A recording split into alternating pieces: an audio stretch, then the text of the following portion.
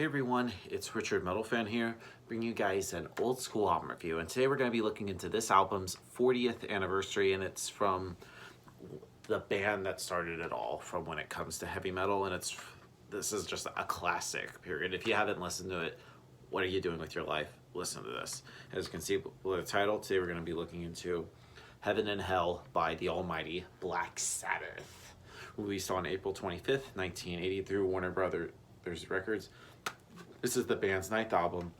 And now, before we go into that, let's go back to like 1979.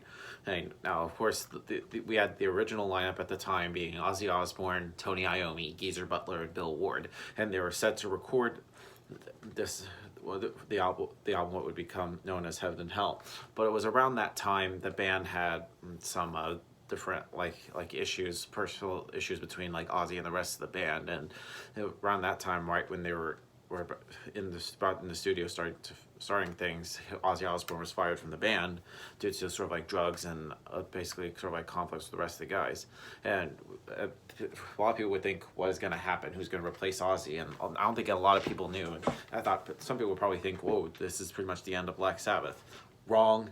And instead we got the first album with a new vocalist being, of course, my opinion, my favorite all-time singer period, the great Ronnie James Dio.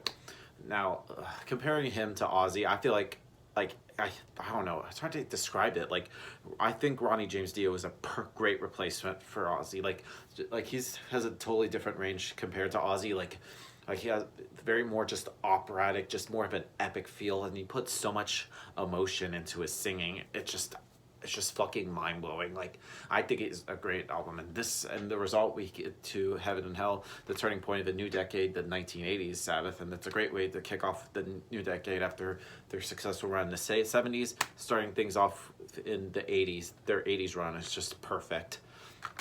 It's just vocally, I think Ronnie James Dio is just a great replacement. He does the songs justice really well, and just musically, it's just same old Sabbath. Like, Tony Iommi is just the riff god.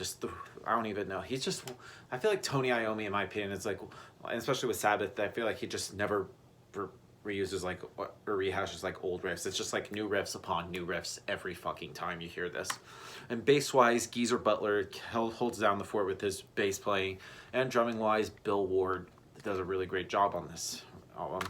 And a lot of people don't know that they have a sort of like a unofficial or official keyboard player. They have Jeff Nichols playing keys on here, and he pretty much gives like some of these songs for kind of like very atmospheric kind of vibes to the tracks. But yeah, I can't even speak today. I've been mumbling around for 3 minutes already, so let's just dive into this track by track.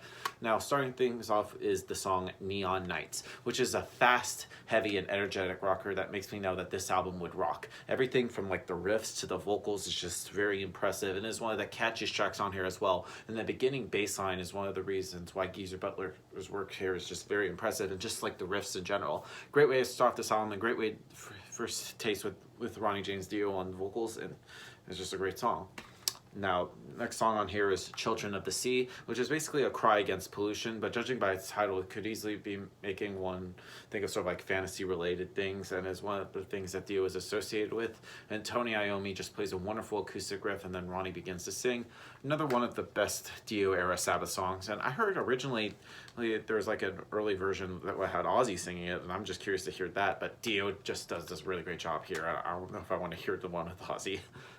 Anyway, moving on to the next song on the album which is called Lady Evil. And I feel like Geezer just punches the song forward with a tremendous bass part, and even when Tony comes in with some great riffing, he's really one to listen to on the track, and Tony gets to play some really cool effects on his guitar during the solo too, which might not have fit quite well on the song, but it just has really just a great aura to it. And Ronnie just has an absolute blast singing in this track. His voice just delivers sort of like the perfect kind of warning and mystical like aura that the song needed. It's like he's singing you kind of like a fairy tale, and if there's anyone that could convince you to that witches are real, it's Dio, the man himself. And then we get to the title track, Heaven and Hell, which is a definite Sabbath classic right here. Just that classic guitar intro, that It just stuck in your head the first time you hear it. Just some really great pounding bass and Bill's solid drumming. It mixed really well with sort of like Dio's voice, and it's just definitely, in my opinion, probably the best song on here and the epic of the album. And just the way Dio sort of like sings, like it goes on and on and on. It's heaven and hell. Great song. Then we go into Wishing Well. Now, this is another brilliant fun track that I think, in my opinion, is very massively underrated, even amongst sort of like the Dio era alone. It is a Passover track, let alone Sabbath's like whole discography. It's definitely a track that I feel like is quite more uplifting and for Sabbath standards, but it doesn't sacrifice their sound or integrity to do so. It has a very high energy bouncing flow that, once again, I truly feel like Geezer helps pave it out, and Tony's has some really great riffs, and just the way that his riff playing and Geezer's bass playing just really just complements each other. And during like the middle section of the song, while Tony sort of like adds some guitar flourishes behind Dio before the solo, he also uses some very subtle acoustic guitar that gives the song a lot of like texture on here. Next song on here is Die Young, which is pretty much another one of my favorite songs from Heaven and Hell. And it pretty much shows that Jeff Nichols on the keyboards, which gives it like a very atmospheric intro. And the use of keys all throughout this era are used to accents and complements, which is more appropriate of Black Sabbath rather than when they were like a focal point during like the Ozzy era. And they're sort of like adding depths and emotion all across the song, and this track is explosively heavy too, both coming from Tony's fantastic riffs and Ronnie James Dio's masterful singing. Despite sort of like having the heavy energy, it just songs has sort of like plenty of like versatility, where sort of like the softer core section is the showcase for Dio and sort of like lets Tony, gives us the moment of calm. And the following like start and sort of like stop section between heavy crashes and Tony's small solos are another great unique moment for the song. Next song on the album is called Walk Away, which I feel like this one I just think as Ronnie just brings a lot sort of like some of his previous band Rainbow sound, and this is one of the songs that I like. It's just very upbeat sounding.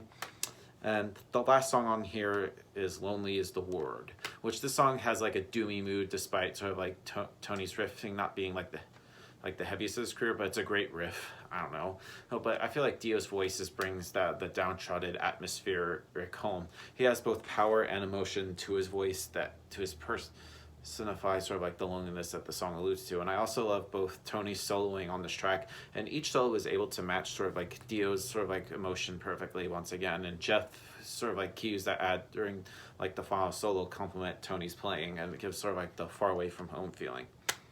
Now overall, Heaven and Hell is a great way to start off the 80s run for Sabbath, a new era, sort of like a new beginning around the time for 1980. So if I have to give this album a score, I'm going to give this a perfect 10 out of 10. It's just a classic in Sabbath's discography. Great way to introduce the then new vocalist Ronnie James Dio. Just, if you haven't heard this album, what are you doing with your life? You need to listen to this. So yeah, that's my review of Heaven and Hell by Black Sabbath, guys. Let me know in the comments what you guys think about it, and I'll see you all in the next video. And as always, keep it metal.